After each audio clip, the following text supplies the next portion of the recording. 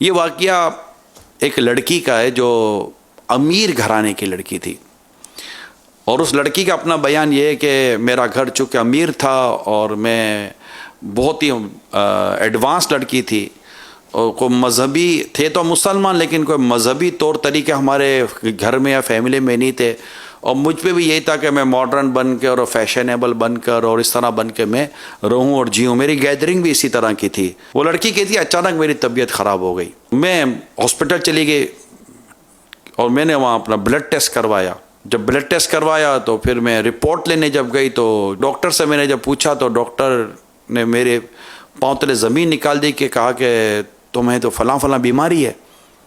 یہ سنتے ہی جیسے مجھے ایسا لگا کہ اگر ٹیبل نہ ہو تو میں گر جاتی، اور میرے اوسان خطا ہو گئے کہ اب میرا کیا حال ہوگا، اب یہ بیماری سے جان کیسے چھوٹے گی۔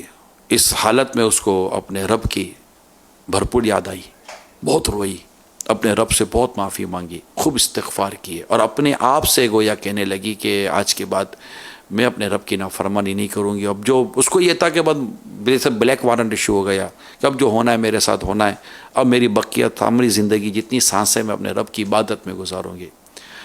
اب وہ عبادت کی طرف آئی، قرآن، تسبیح، عبادت، ریاضت اور رب کے حضور رونا، استغفار، یہ میری زندگی کا معمول ہو گیا۔ میری ساری گیدرنگ سب میں نے ختم کر دی کہ بس اب میری زندگی کی جو سانسیں باقی ہیں میں اپنے رب کی عبادت کروں گی۔ ایک دن فون کی گھنٹی بجی، میں نے فون اٹھایا تو وہی ڈاکٹر صاحب فون پر تھے۔ ڈاکٹر صاحب نے فون کیا، کہا کہ وہ بیٹی ایک بات کرنی ہے آپ سے، ایک بھول ہو گئی، اور یہ بھول بھی نہیں کہیں گے، یہ تو مجرمانہ غفلت، یوں کر کر کے ڈاکٹر صاحب باتیں کرتے رہو۔ میرے تو سانسیں اکھرنے لگی کہ نہ جانے ڈاکٹر صاحب کیا مجھے خبر سنائیں گے۔ تو ڈاکٹر صاحب نے کہا کچھ سمجھ نہیں پڑی بیٹا کہ یہ کیسے ہو گیا، ہونا نہیں چاہیے تھا، ایسا کبھی ہوتا نہیں ہے مگر یہ ہو گیا۔ ڈاکٹر صاحب کیا ہوا؟ کہ بیٹا وہ جو میں نے آپ کو جو رپورٹ دی تھی نا، وہ آپ کی نہیں تھی، کسی اور کی رپورٹ تھی، آپ کی رپورٹیں کلیئر ہیں۔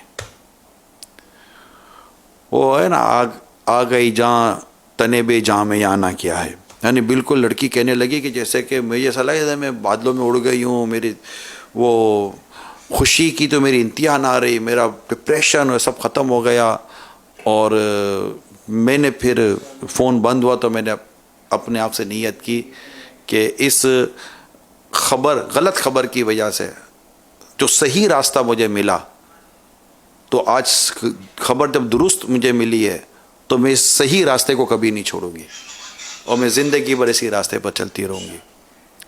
تو اللہ کی رحمت، آئیے آپ اور ہم سب مل کر نیت کریں کہ ہم اپنی زندگی کے انداز کو بدلیں، اپنے رب سے معافی مانگیں، اپنے رب سے بارگاہ میں استغفار کریں، توبہ کریں سچی، اور اللہ ہمارے حالات کو بدلے گا۔ اللہ کریم ہمارے لیے آسانیاں پیدا فرمائے گا۔